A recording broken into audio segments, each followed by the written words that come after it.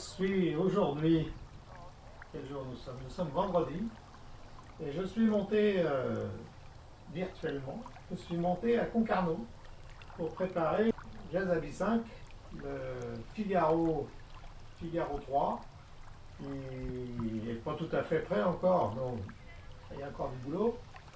Et nous allons donc tous partir pour la régate Virtual Regatta, pour la AG2R, qui va nous emmener de Concarneau, donc là où je suis, et qui va nous emmener à Saint-Barthélemy, en passant par les îles Canaries.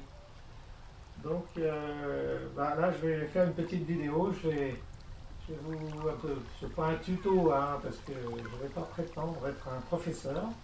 Je ne suis pas un professeur, je partage des expériences. Hein. Voilà. Nous sommes toujours tous des navigateurs qui apprennent. Et bon, on en sait plus ou moins sur certaines choses. Mais là, je vais donc partager ce que je sais faire sur le routage et sur la préparation de la route en fonction de la météo et des bateaux. Pour cette course, puisque c'est une compétition, et puis on va essayer de se défendre. Alors, qu'est-ce qu'il faut faire d'abord? D'abord, il faut préparer les polaires du bateau. Et pour préparer ces polaires, on utilise un tableau Excel avec toutes les vitesses par tranche de 5 nœuds et par angle de 5 degrés. Et de ça, de 0 à 180 degrés et de 0 nœuds à 50 nœuds. 50 nœuds qui est la limite. Donc on remplit tout ça. Ça c'est un peu fastidieux, hein, ça demande un peu de temps. Bon, voilà, ça demande quelques heures quand même.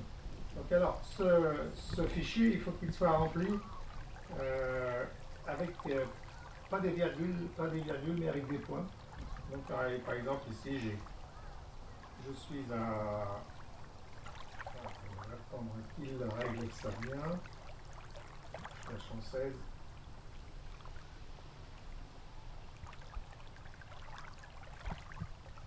Alors, je mets des couleurs. Les couleurs correspondent aux voiles. Donc, j'ai vert, c'est le code 0. Les rouges, c'est la trinquette. Bleu, c'est le spi léger. Violet, c'est le spi lourd. Et ça, c'est simplement à titre indicatif. Ça ne va pas avoir d'influence sur mon tableau.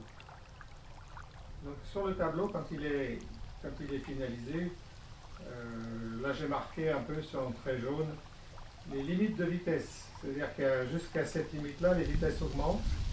Et au-delà du trait jaune, à droite, les vitesses diminuent. Donc une fois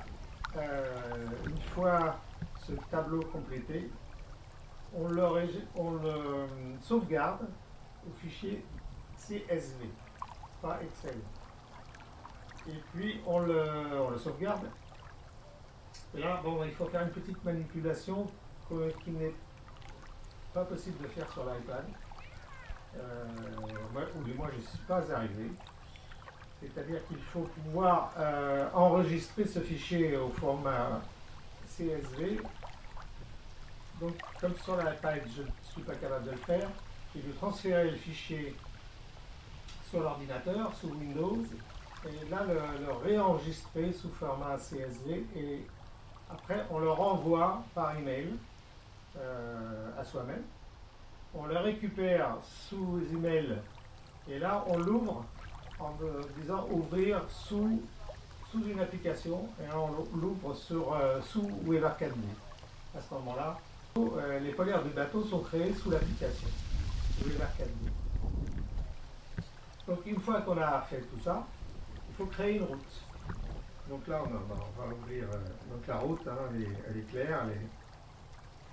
Il va falloir passer par les îles Canaries, traverser le golfe de Gascogne. Donc, création de la route. Donc je crée d'abord un premier waypoint. Ensuite, je vais aller créer un deuxième waypoint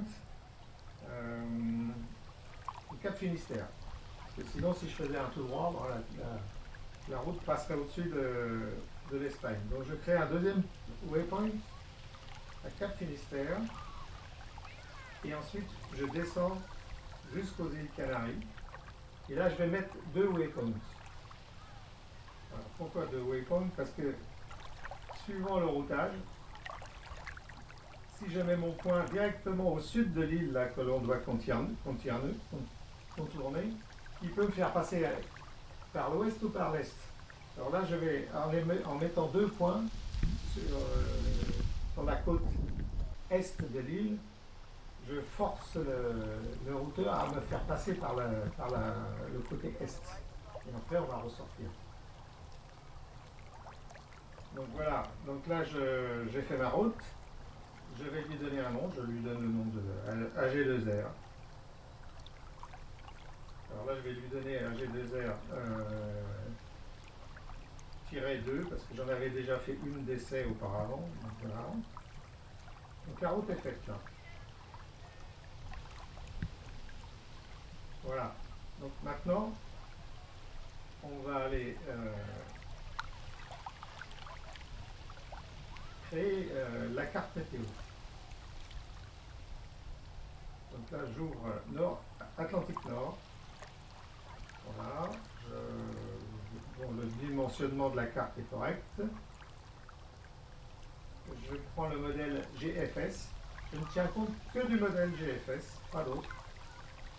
C'est celui qui est utilisé par Virtual Regatta. Là, je prends une prévision par tranche de 3 heures sur 15 jours. On verra après, je prendrai des notions des prévisions plus courtes en cours de navigation. Donc, une fois que ça c'est fait, on enregistre. Le logiciel charge la météo. Hein, voilà. Et donc, on va commencer maintenant. Je vais mis les barres des instruments. Voilà, c'est correct.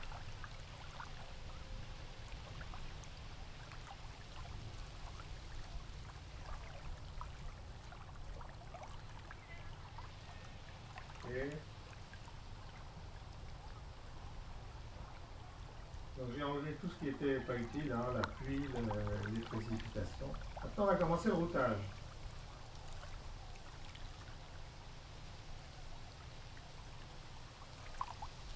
Donc là, je choisis mon bateau, Figaro 3 Foil. Voilà, c'est fait. Maintenant, je vais choisir des pas d'isochrones de 3 heures. Ensuite, je vais enlever le waypoint de Cap Finistère.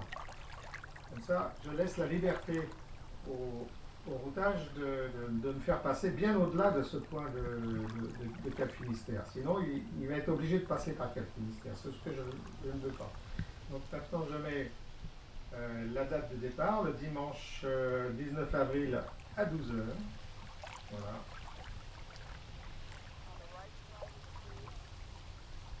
Et c'est parti, je lance le routage. Alors maintenant, on va voir les isochrones là se développer.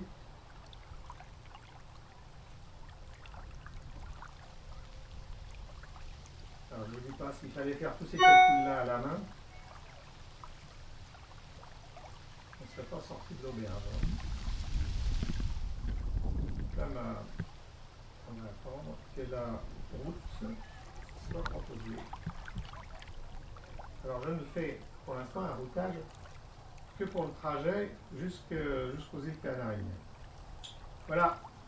Donc là on voit très bien que la route proposée, c'est pas la route directe.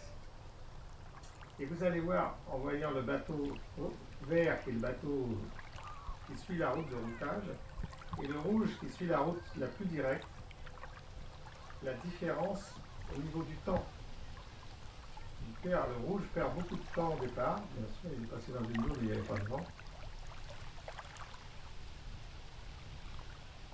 Et le bateau routé en vert, lui, va arriver. Toc, il va arriver. Je regarde. 2 jours. Pratiquement. Ouais. Plus de 2 jours. Plus de 2 jours avant ça fait une sacrée différence. Hein. Donc ce routage, pour l'instant, les jours avant le départ, je regarde comment ça évolue. Et les fichiers GFS sont remis à jour toutes les 6 heures. Donc en cours de course, je vais réactualiser par tranche de 6 heures le routage et l'affiner et éventuellement changer la route s'il y a de grands changements dans les prévisions. Donc pour l'instant, je suis prêt à retraverser le golfe de Gascogne que j'ai déjà traversé 2 fois en réel. Alors on peut avoir des temps avec du vent soutenu, ça s'est déjà produit lorsque nous avons traversé le golfe de Gascogne en août 2015, de Rironne à La Rochelle. Et là nous avons eu un temps soutenu de 42 heures pour faire la traversée. Et puis il y a d'autres situations où on traverse le golfe de Gascogne et on n'a pas de vent. L'année suivante, en 2016, on a traversé La Rochelle, la Corogne. Voilà, c'était 50 heures de moteur. Compétition ici, on ne fait pas de moteur, mais on a des bateaux suffisamment rapides pour aller chercher le vent là où il y a du vent. Alors, pour la petite histoire, je me suis amusé à faire le même routage avec les polaires de Jazavi, le vrai Jazavi. Et là, donc, on a quand même une différence de plusieurs jours entre un Figaro 3, qui va faire le trajet en à peu près 7 jours, 7-8 jours, et Jazavi, le vrai Jazavi, il mettrait 13 jours.